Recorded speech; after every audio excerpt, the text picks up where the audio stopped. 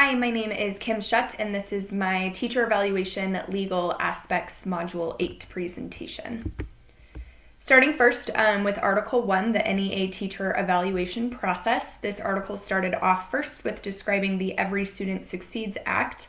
This essentially ended the federal government's involvement in the teacher evaluation system across the nation. So this stated that states can now develop their own goals or evaluation systems, and this differed a lot district by district within certain states.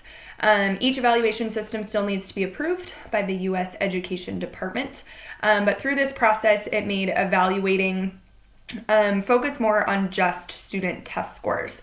So they focused on multiple ways to gauge school performance, or student performance, I should say. So there was higher quality evaluation tools and feedback given to teachers, such as more useful and timely feedback. There were better observation rubrics for classroom observations, more training for principals and administrators on how to properly evaluate teachers. And it also offered principals and administrators more professional development opportunities, which gave them more improvement strategies, and then there was more auditing as far as the quality of the evaluation system. In Article 2, this focused on teacher evaluation and issue overview. This article really focused on kind of the progression of the teacher evaluation system and how much it has changed in the past couple of years. So traditionally, evaluations relied really heavily on just classroom observations, and that has changed pretty dramatically over the years. So the TNTP, or the New Teacher Project, in 2009 conducted a study that showed that 99% of teachers were ranked satisfactory or higher, and very rarely were fired if they were tenured teachers, which I think that this challenges the evaluation system as far as what feedback are we giving teachers. So the American Reinvestment and Recovery Act in 2009 provided about $4 billion to implement a new teacher evaluation system. So some of these systems included 3 levels of performance, so again basing student achievement on various levels, and it also offered grants to states that agreed to make certain policy changes. The Bill and Melinda Gates Foundation, they provided about $700 million on teacher quality evaluation systems, and in some cases even provided incentives to teachers based on their teacher evaluations. Some continued information, so new teacher evaluation systems through this article said that they were connected to teacher compensation, promotion, and possible dismissal, and that these new evaluations were far more complex. This focused around the Framework for Teaching by Charlotte Danielson, and this is where districts and states differ as far as frequency of evaluations, whether observations were announced beforehand, before an evaluator actually came into the classroom, and who is in charge of conducting the observation. The article also focused on personal relationships and how that might affect observations as far as the level of relationships with administrators and their teachers. The last part of the article focused on unions and how different systems were put into place in order to provide more valuable feedback for teachers. Unions typically oppose the inclusion of student test scores, and that teachers need to be evaluated on a variety of student needs, and kind of shifting that mindset away from just focusing on test scores.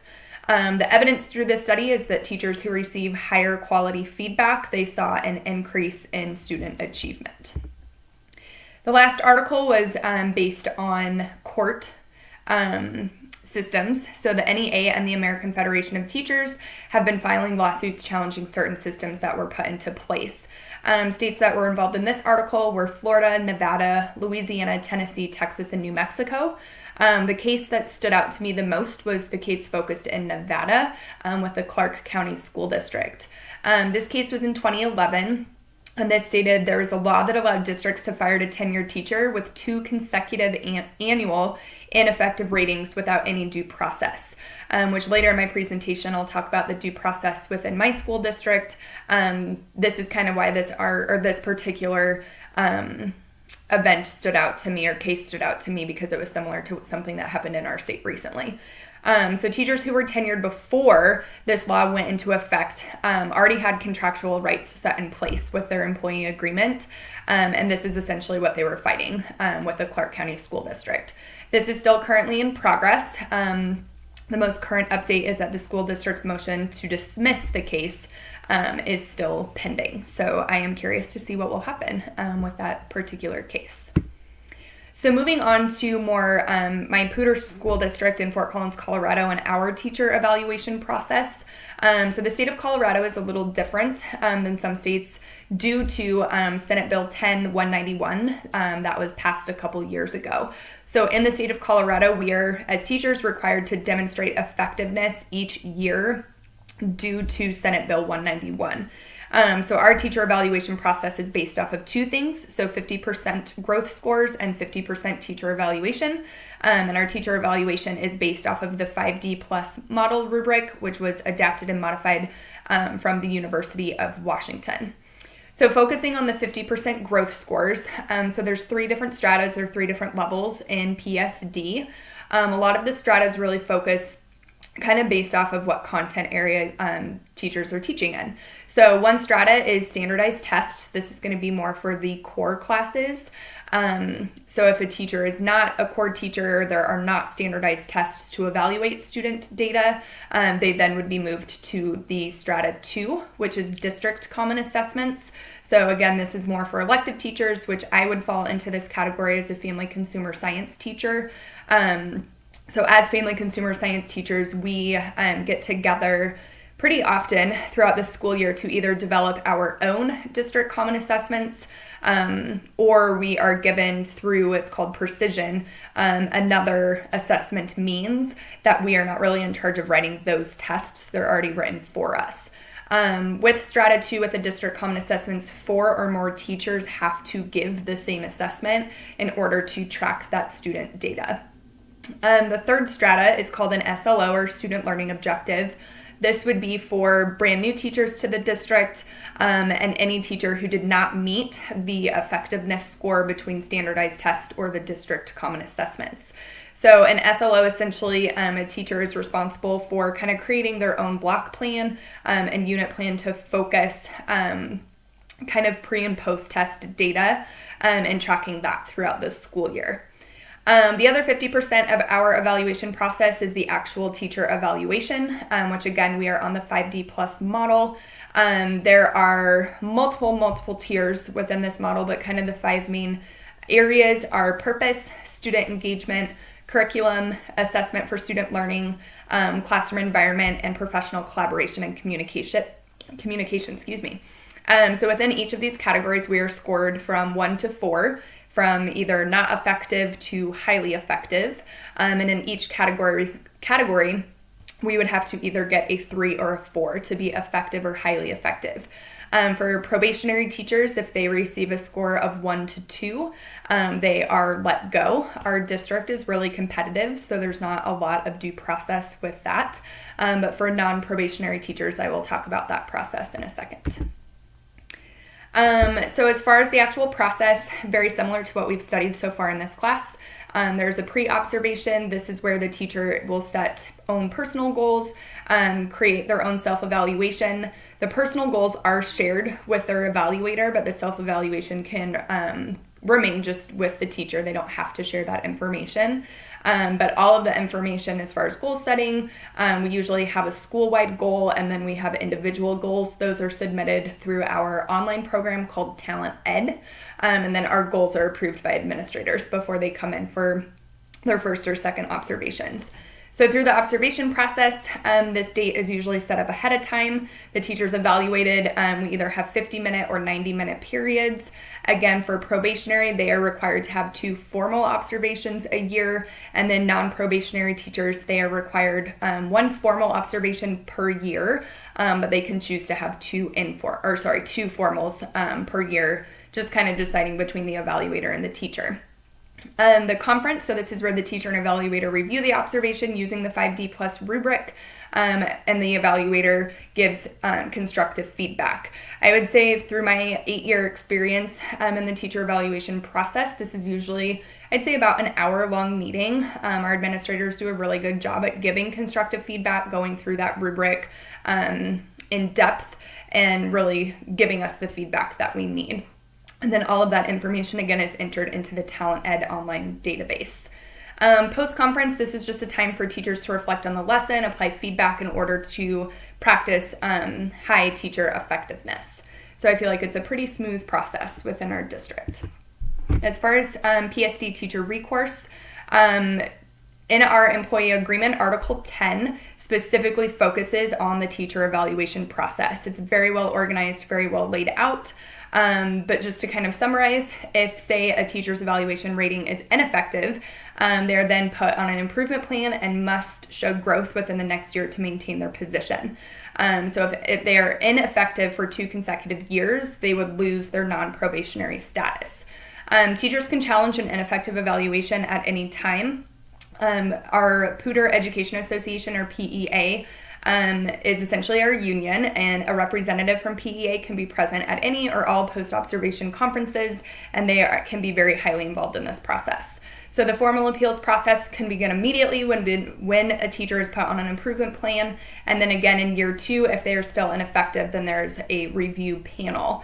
The panel consists of the assistant superintendent, the executive director of human resources, the director of research and evaluation, a building administrator, and then a teacher.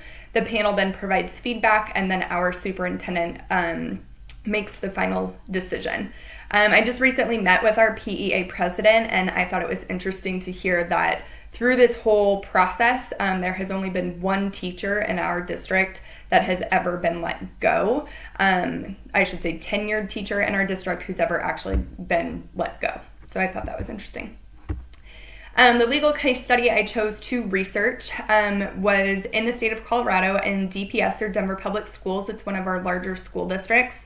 It was brought to the Supreme Court by CEA, which is our Colorado Education Association or state union, and then the DCTA, which is the Denver Classroom Teacher Association, or Denver Public Schools Union. So in this case, 6 tenured teachers were let go, and it was believed they were let go in order for the district to save money and essentially pay newer teachers a lower salary. So essentially this was challenging Senate Bill 10-191. This was the main reason that I chose this case study, because Senate Bill 191 is pretty controversial in our state.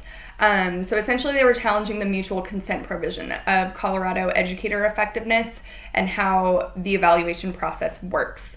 And they felt that they were unjustly let go due to financial reasons. So DPS is being accused of misusing Senate Bill 191, essentially to unfairly remove those 6 tenured teachers. This case was finalized in November of 2015.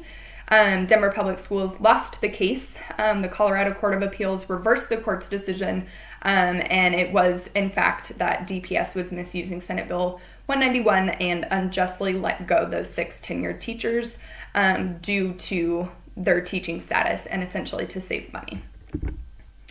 So as far as my impact as a future school leader, I've worked in the same district my entire 8 years of teaching, and I feel that Poudre School District has a lot of great tools in place to help administrators be successful and teachers. So I think as a future administrator, it's really important to stay up to date and be knowledgeable on employee agreements, staying up to date on current issues and laws surrounding teacher evaluation. I feel like everything in education is constantly changing. So staying abreast, making sure that you are knowledgeable, being really detailed with employee agreements, and kind of having an open mind with that. I feel that poor evaluation systems essentially means ineffective teachers, which again, in turn, usually I feel like the outcome is poor student performance. And as an administrator, you want your students and staff to be effective. You want them to be successful. So it's important not to rush through the process, give constructive and timely feedback to teachers, pursue those professional development opportunities. In Poudre School District, there are plenty of professional development opportunities for both admin and teachers, and to just kind of overall have a growth mindset. Essentially, as teachers and as admin and a future school leader, we're doing what's best for students, and that needs to show through our teacher evaluation system. And as administrators and as school leaders, if we're not bettering our teachers, then we're essentially not bettering our students either. So growth mindset, again, staying up to date on current issues and really paying attention to those employee agreements and laws that can constantly be changing. So thanks so much for listening to my presentation. Bye.